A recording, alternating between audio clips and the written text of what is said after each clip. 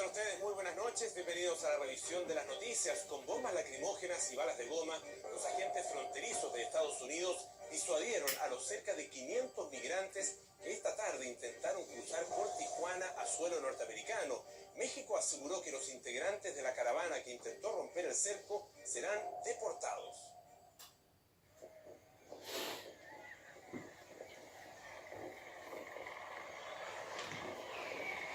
Estados Unidos lo había advertido y esta tarde la policía norteamericana no dudó en usar gas lacrimógeno para detener a los cientos de migrantes que hasta ahora intentaban cruzar el paso fronterizo en Tijuana.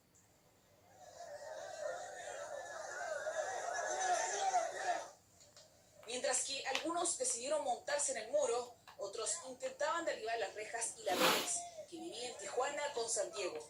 Según medios internacionales, unos 500 migrantes intentaron cruzar, mientras helicópteros norteamericanos intentaron disuadirlos. El grupo se había separado de la caravana que hace más de una semana permanecía en Tijuana. Según ellos, la desesperación de estar hacinados en un albergue y la larga espera fue el gatillante para que decidieran no esperar más. La verdad que a eso venimos a hacer presión, pero para ver si nos pueden dar el paso para Estados Unidos. Ante el actuar de la fuerza estadounidense y el peligro de ser deportados, algunos pedían a gritos que pensaran en sus familias y regresaran a México. Están allá arriba, piensen en sus familias que dejaron en Honduras, en todos los países de allá atrás. Están esperando que ustedes piensen primeramente en ellos. El presidente estadounidense Donald Trump ha advertido que no permitirá que pidan refugio quienes crucen de manera ilegal y ha amenazado con cerrar los más de 3.200 kilómetros de frontera con México. La Agencia de Aduanas y Seguridad Fronteriza de Estados Unidos decidió cerrar el paso fronterizo, tanto de vehículos como peatones, aumentando así la presencia de fuerzas especiales. Habitantes de Melipilla denuncian una supuesta negligencia por parte de 2 médicos del Hospital San José ubicado en esa comuna. Uno de ellos cuestiona el actuar de un facultativo de origen extranjero que al momento de atender la emergencia no contaba con las autorizaciones para ejercer en Chile. La dirección dice que esto se debe al poco interés de médicos nacionales para cubrir cupos de atención. El informe es de Matías Jara y Rodrigo Sepúlveda. Un accidente siempre puede cambiar una vida, pero una atención médica supuestamente negligente transforma todo en una tragedia.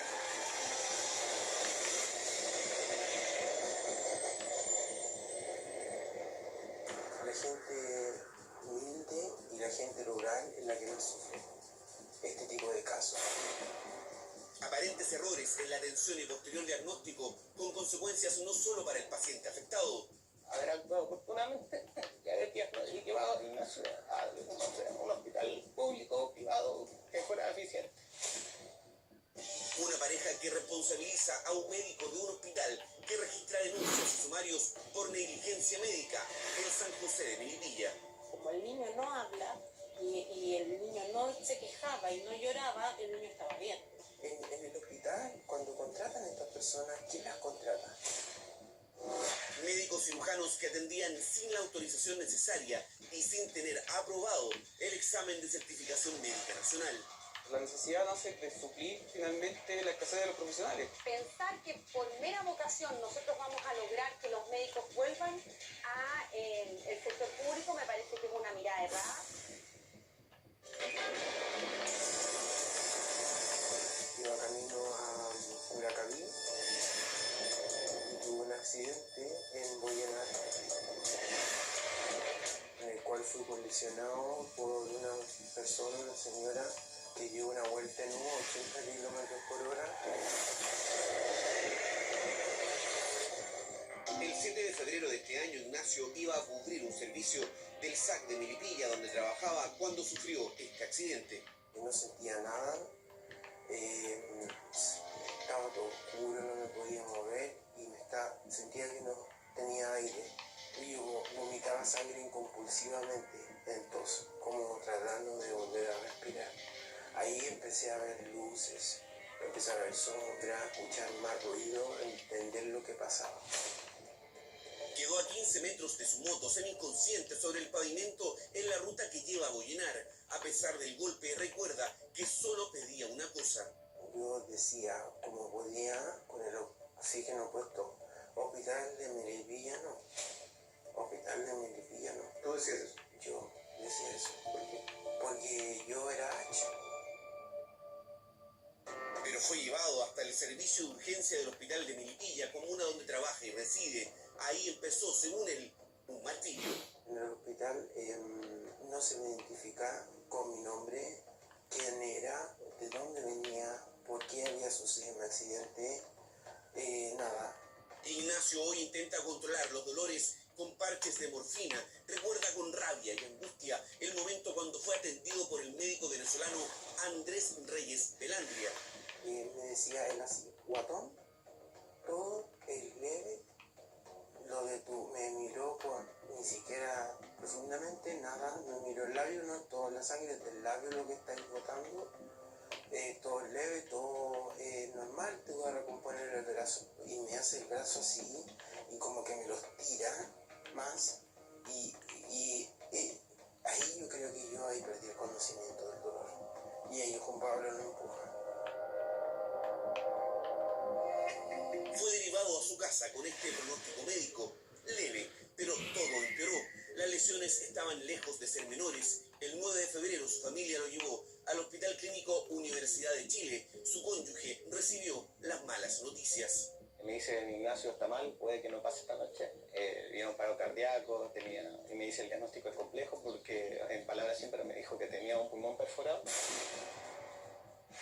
Este documento es donde se resume el estado de salud en que llegó Ignacio al Hospital Clínico Universidad de Chile, con un panorama distinto, muy distinto al que le dieron en Melipilla. Más adelante conoceremos detalles.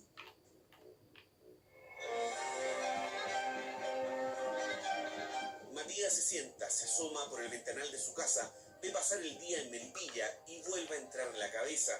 Tiene 21 años, no habla.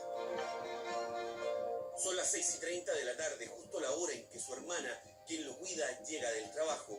Hace poco más de un año, el 20 de septiembre, lo que para su familia fue un diagnóstico errado en el hospital de Melipilla, casi le cuesta la vida. Estuvo todo el día hospitalizado y nunca lo llevaron a hacer una tomografía. Cuando, entre comillas, en el hospital, si el niño estaba a una preevaluación y era lo que tenían que hacerle para que él siguiera, no se le hiciera. Matías tiene problemas para comunicarse, autismo y síndrome de Down. Su madre murió, por eso su hermana mayor, Andrea, lo cuida. Pero el niño vomitó, entonces yo le pregunté si era normal. Y me dijo, bueno, no es normal, pero lleva tantos días sin comer, me dijo que tiene que haber hecho una gastritis, así que llévatelo nomás. Después de ser derivado a la casa, el joven solo empeoró. Empezó como a decaer más. Ahí lo volví a llevar al doctor el día miércoles siguiente después de la operación. Y ahí el doctor, un doctor que era extranjero, la verdad no recuerdo el nombre, me lo dejó y me dijo, le vamos a hacer un examen, me dijo, y depende cómo esté el examen, la ecografía, depende cómo salga la ecografía, vamos a ver cómo evoluciona. La decisión de este médico extranjero le salvó la vida a Matías. Aún así terminó operado por una septicemia 2 días después de la primera consulta. La intervención fue en el mismo hospital de Melipilla. Andrea dice que fue ahí porque plata para llevarlo a otro centro no tiene. ¿Qué pasa, Mati? ¿Te duele la guatita?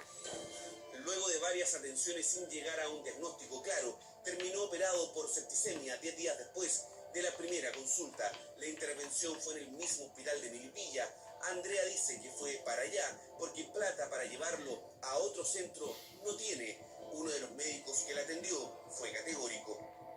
Matías me dijo que tenía el estómago bien material. ¿En algún momento del hospital te reconoce que fue mal? El doctor que lo operó, después que Matías fue a 2 semanas, 3 semanas a control, solo a mí en una sala me dijo, ¿sabes qué? Me dijo, disculpa.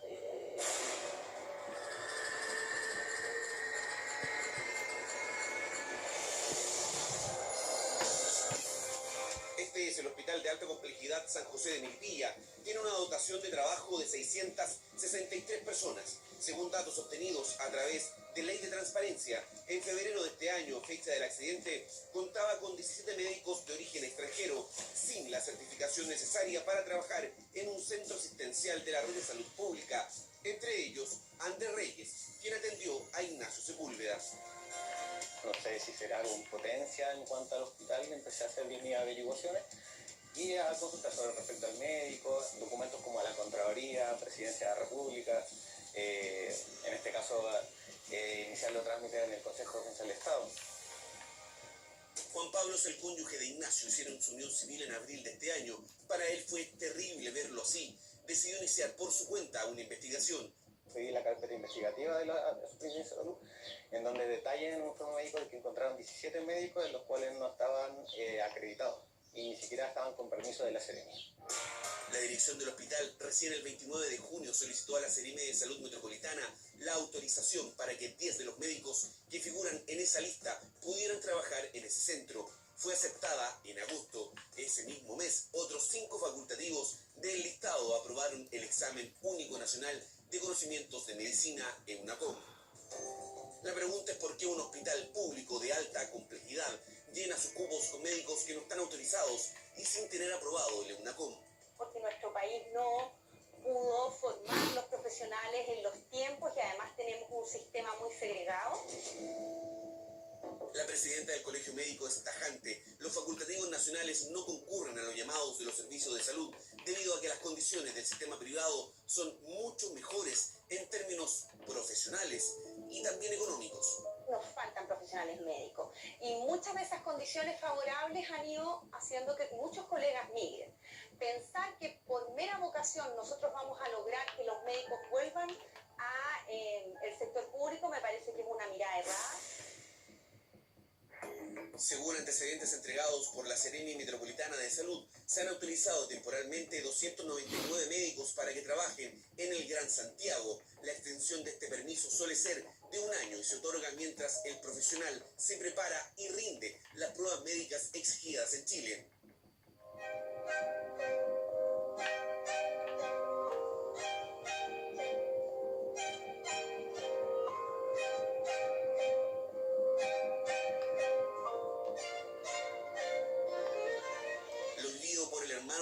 Y por Ignacio se suma una serie de otras situaciones que han sido constatadas por los medios de prensa de Melipilla. En el caso de Ignacio incluso hay una mediación fallida ante el Consejo de Defensa del Estado. Su condición de salud no ha tenido una evolución sencilla en estos 8 meses. Es que para este agrónomo la atención recibida en el hospital de Melipilla no hizo más que empeorar la condición. Como se ve en esta animación 3D, estuvo a punto de perder un pulmón, sufrió una serie de fracturas en su brazo y cortes de tendones. Según lo que le explicaron los médicos, las hemorragias internas incluso pudieron causarle la muerte. Así me movía el brazo y yo gritaba tan fuerte porque era tanto mi dolor. Nunca había sentido tanto dolor. Después del accidente perdió su trabajo en el SAC de Melipilla. No puede mover su brazo más hábil, el izquierdo, y junto a su cónyuge incluso ya recopilan antecedentes para presentar una demanda civil. Que un médico te diga, oye, no todo es leve, me hace preguntar si yo no tengo auto y si vivo en una zona rural, yo me muero sentado en mi cama. Para volver a mover su mano tendrán que pasar por lo menos 6 años. 6 años sin trabajar. 6 años donde tendrá que vivir con el dolor corporal y emocional. En el hospital de Melipilla encuentro que para mí ahora es un hospital donde se vulneran los derechos de las personas, se vulnera el derecho a reclamar, porque te esconden la capacidad de poder reclamar. Quisimos conocer la versión del hospital de Melipilla, solicitamos una entrevista con su directora, Mónica Vitini, pero nos llegó solo un comunicado de prensa. En él reconocen que contratan